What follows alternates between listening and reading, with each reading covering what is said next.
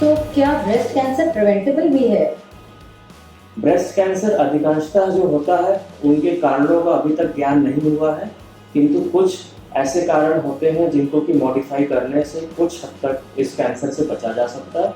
इसमें आमतौर पे लाइफस्टाइल मॉडिफिकेशन शामिल है, जिसमें कि समय पे उठना, समय पे सोना, अपने साफ सफाई का ध्यान रखना, खान पान साफ सुथरा रखना, जंक फूड्स और तंबाकू का सेवन से दूरी बना के रखना, ये शामिल होता है। स्तनपान कराना बच्चों को कम से कम 6 माह तक, ये एक प्रोटेक्टिव फैक्टर होता है ब्रेस्ट कैंसर के लिए।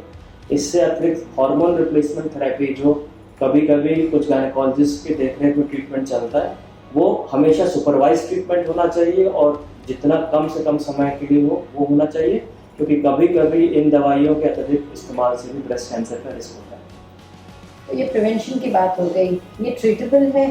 जी बेशक है। सबसे इम्पॉर्टेंट मैसेज जो जाना चाहिए इस पोर्टल से वो यही होगा कि ब्रेस्ट कैंसर का आज के समय में बहुत अच्छा इलाज उपलब्ध है।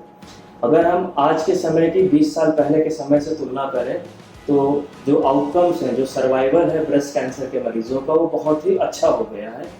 आज के समय में अगर 100 महिलाएं हैं जिनको ब्रेस्ट कैंसर की डायग्नोसिस हुई है, तो हम उम्मीद करते हैं कि उनमें से कम 90 महिलाएं ऐसी होंगी जो 10 वर्ष या उससे अधिक की अपनी नॉर्मल हेल्दी लाइफ जिएंगी और अपने सारे दिन प्रतिदिन के कार्य करेंगी, जिसको कि अगर हम मेडिकल भाषा में बोलें तो ओवरऑल सर्वाइवल बोलेंगे, जो कि 10 साल का overall survival is more than 90% for breast cancer. ये तो बहुत अच्छी बात है डॉक्टर साहब। अच्छा, ये बताइए कि कौन कौन से ट्रीटमेंट अवेलेबल हैं ब्रेस्ट कैंसर के लिए? ब्रेस्ट कैंसर में आमतौर पर 5 तरह की पद्धतियाँ होती हैं इलाज की, जिनको हम इस्तेमाल करते हैं। इनमें सर्जरी, जिसमें कि ब्रेस्ट की गांठ या ब्रेस्ट का ऑपरेशन और उसके संग में काफ अर्थात एक्सिला का ऑपरेशन शामिल होता है। दूसरा इलाज है कीमोथेरेपी, जिसमें आमतौर पर ग्लूकोज की बॉटल्स के जरिए कुछ दवाइयाँ लगाई जाती हैं। तीसरा इलाज होता है रेडियोथेरेपी, जिसमें बिजली के द्वारा ब्रेस्ट एवं एक्सिला के एरिया को सिकाई दिया जाता है। चौथा इलाज होता है हार्मोन थेरेपी, जिसमें खाने की कुछ गोलियाँ होती हैं जो कि आमतौर पर काफ़ी सेफ दवाइयाँ होती हैं, जो मरीजों को 5 साल से 10 साल के लिए बताई जाती हैं। और पांचवा इलाज एक HER2 नामक टेस्ट के विपरीत दिया जाता है, जिसको कि टारगेटेड थेरेपी बोलते हैं। इससे अलग भी आने वाले पिछले कुछ 10 सालों में कई सारी नई दवाइयाँ भी शामिल हो गई हैं और ये इलाज की पद्धतियाँ निरंतर बढ़ती जा रही हैं।